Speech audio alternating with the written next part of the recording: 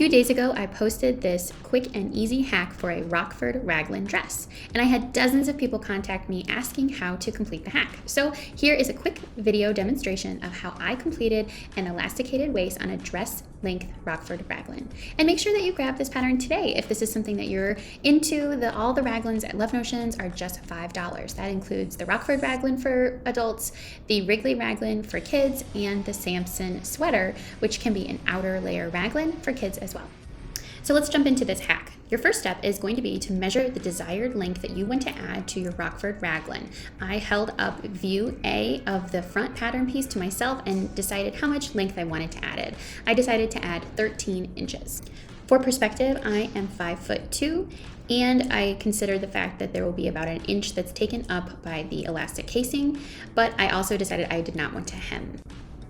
Next, I got out both my front and back pieces and found the lengthen shorten line and cut along that line for both the front and the back. This is where we will be adding in that length. When I'm altering pattern pieces, I like to use this piece of material that's called STP, or Swedish tracing paper. I just throw it behind my pattern pieces, adjust as needed, and then I tape my pattern pieces onto the Swedish tracing paper, and then it all becomes one piece. So in order to turn this top into a dress, we have to add some length. So I'm going to take the separated top of my pattern piece, place it on the STP paper, tape it down. Then I'm going to continue that straight line, that's where the place on fold sign is, and just continue it all the way down the STP paper.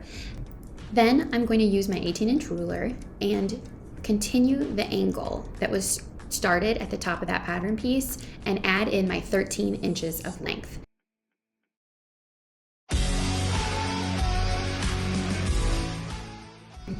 And then I'm going to make sure that that pattern piece is parallel with the fold line that I created before.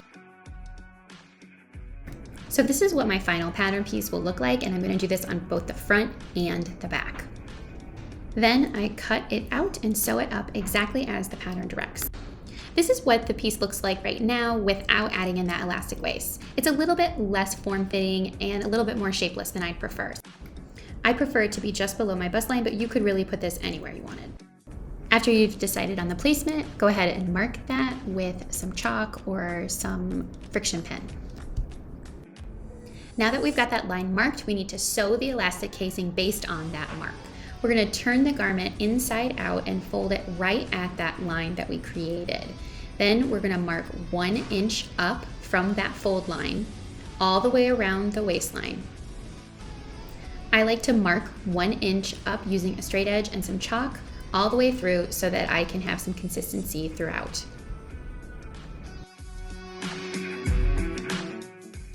Now it's time to sew through this line with a straight stitch. As you finish that line of straight stitching, make sure that you leave a 2-inch opening before you get back again to the beginning. Now it's time to install the elastic. I'm using 3/8 inch knit elastic. I do this the easy way by just measuring what feels comfortable and then taking away just a few inches from that. There's lots of options for how to install the elastic. You can use a bodkin, a safety pin, or my preference, a clip and glide bodkin.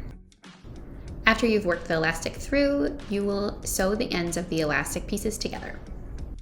Then check your fit, check your elastic length, check your casing placement, and make sure you love it. And then you can sew up that 2-inch opening. And now you're done.